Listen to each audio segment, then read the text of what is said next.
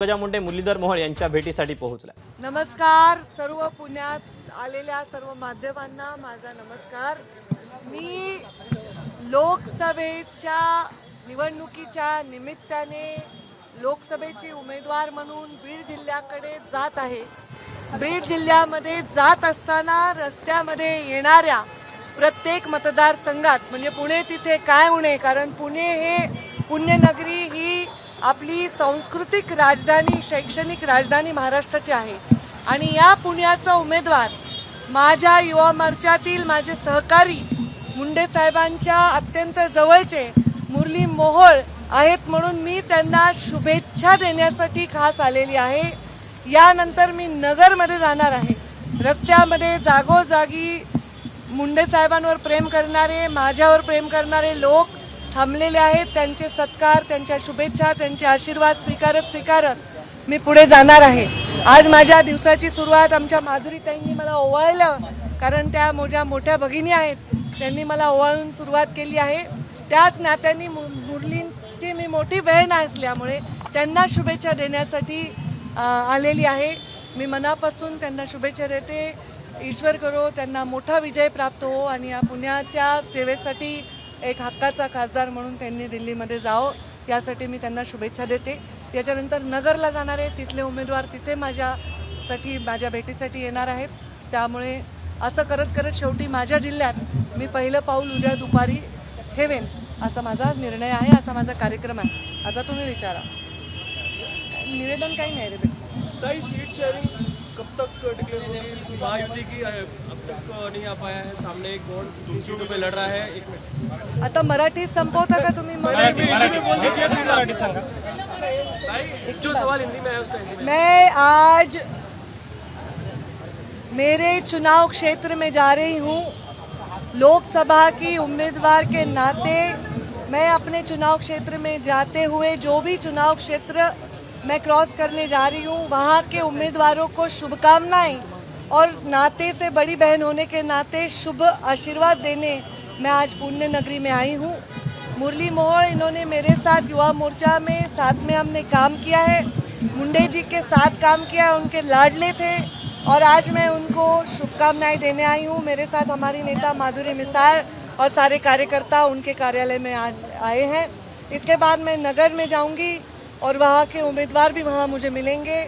ऐसे करते करते मैं उम्मीदवार के नाते एक लोकसभा के उम्मीदवार के नाते पहला कदम बीड में रखने जा रही हूँ।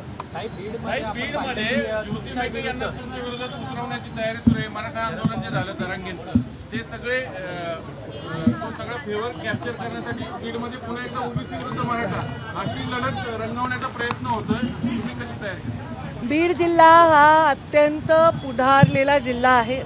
बीड जिल्ह्याने आत्तापर्यंत वेगवेगळ्या समाजाचे खासदार निवडून दिलेले आहेत, म्हणजे अगदी मायनॉरिटीमधले खासदार निवडून दिलेत। वोट बँकचं पॉलिटिक्स बाहेरून बघणाऱ्याला जरी वाटलं तरी बीड जिल्ह्याच्या विकासाच्या दृष्टीने मतदान करत असतो। 22 वर्ष मी राजकारणात काम करत आहे। मी बीड जिल्ह्याची पालकमंत्री म्हणून काम केलेलं आहे आणि त्या नात्याने प्रत्येक गावाशी प्रत्येक जाती धर्म समाजाशी माझा समन्वय आणि संबंध आलेला आहे। माझ्या विषयी कोणाच्याही मनात कुठलीही कटुता नाही, कुणाला कटुता वाटेल असं कधीही मी माझ्या राजकीय जीवनात वागलेली नाही। सर्वसमावेशक असं माझं धोरण राहिल्यामुळे निवडणूक असेल तर मी समोरच्या उमेदवाराला समोरच्या पक्षाचा उमेदवार म्हणूनच पाहते। मी त्याला कोणत्या जातीचा उमेदवार म्हणून कधी पाहत नाही आणि तेही नाही पाहणार अशी अपेक्षा ठेवते। तुम्ही पाहणार नाही ते पाहणार नाही पण प्रयत्न तो आहे।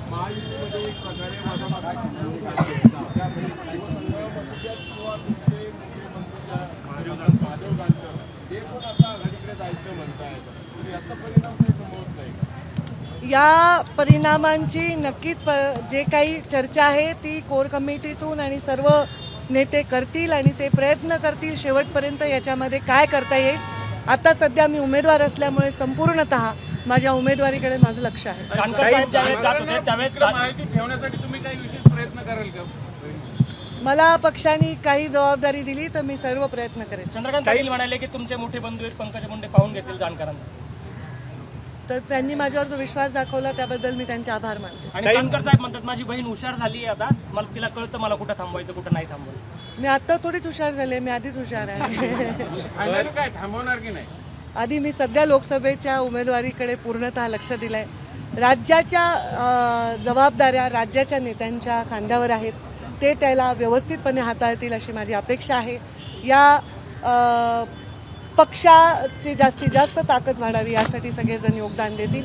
मी आता जास्त ताकदीने निवडून येण्याकडे माझं लक्ष आहे. भावाला महाविकास आघाडीमधून लढण्याच्या शुभेच्छा द्याल का? भावाला शुभेच्छा द्याल का महाविकास आघाडीमधून लढण्याच्या? एक मास लीडर आहेत, इतर ठिकाणी तुमची गरज लागणार आहे प्रचारासाठी, म्हणून तिला तुल्यबळ उमेदवार दिला जाणार आहे. चर्चा सगळी सुरू आहे. काय बीडमध्ये तुम्हाला अडकून ठेवण्यासाठी शरद पवार गटाकडनं तुल्यबळ उमेदवार दिला जातोय तुम्हाला तिथं अडकवण्यासाठी, कारण इतर राज्यात तुम्हाला फिरता येऊ नये म्हणून.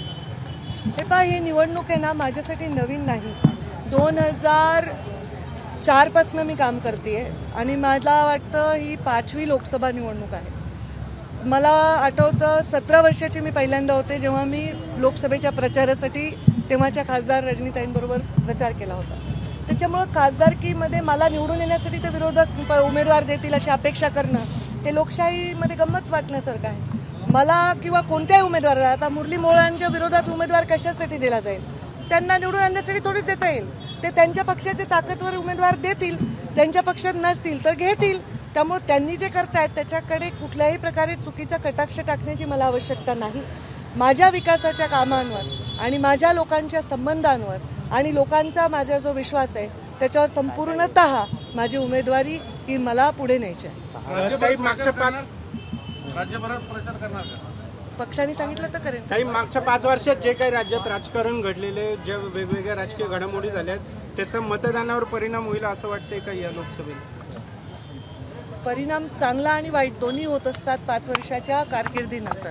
तर परिणामांची विचार करूनच निवडणुकीची आखणी होत असते आणि त्याच्यामध्ये जास्तीत जास्त परिणाम चांगला आपल्या पदरात पाडून घेणं हे प्रत्येक पक्ष कामगिरी बजावत असतो. तर मला वाटतं आमचाही पक्ष तसंच करेल. लास्ट प्रश्न गरम होत आहे.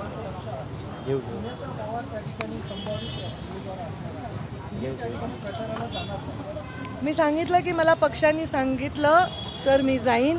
मी लोकसभेच्या प्रचारामध्ये संपूर्णतः स्वतःला आता मला लक्ष द्यायचं आहे. मी लोकसभेची उमेदवार आहे.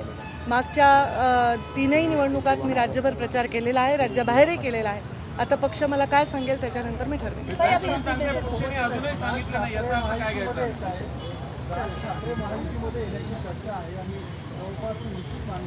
आमचे सर्वोच्च नेता त्यांना भेटलेत, त्याच्यानंतर मी काय टिप्पणी करणार? फायदा होईल असं वाटल्यानेच घेतलं गेलं असेल असं मला वाटतं. दे दी ना हिंदी सवाल जो